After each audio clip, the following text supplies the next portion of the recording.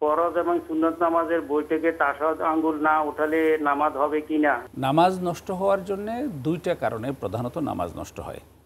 প্রথমত নামাজ নষ্ট হয় যদি নামাজের যে ফরজগুলো রয়েছে তার কোনো একটা ফরজ যদি ছুটে যায়। নামাজের ফরজ হলো 13টা, তো 13টা ফরজের কোনো একটা ফরজ যদি ছুটে যায় তাহলে সরাসরি নামাজ ভঙ্গ হয়ে যাবে, নামাজ নষ্ট হয়ে যাবে।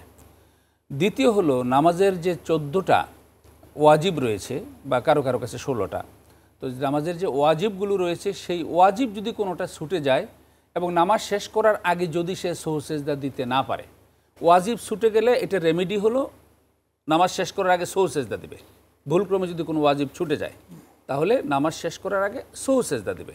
এখন ওয়াজিবও ছুটে গেল কিন্তু তিনি সহু সেজদা দিতেও ভুলে গেছেন, সহু সেজদাও দেন নাই, নামাজ শেষ করে ফেলেছেন, তাহলে তার নামাজটা ভঙ্গ হয়েছে, নামাজ আবার দ্বিতীয়বার পড়তে হবে।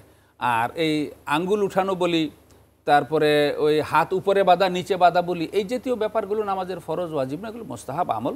তো এগুলো করলেও কোনো ক্ষতি নেই, না করলেও নামাজ নষ্ট হবে না, যেভাবে সুবিধা হয় সেভাবে করবে, অসুবিধা নেই।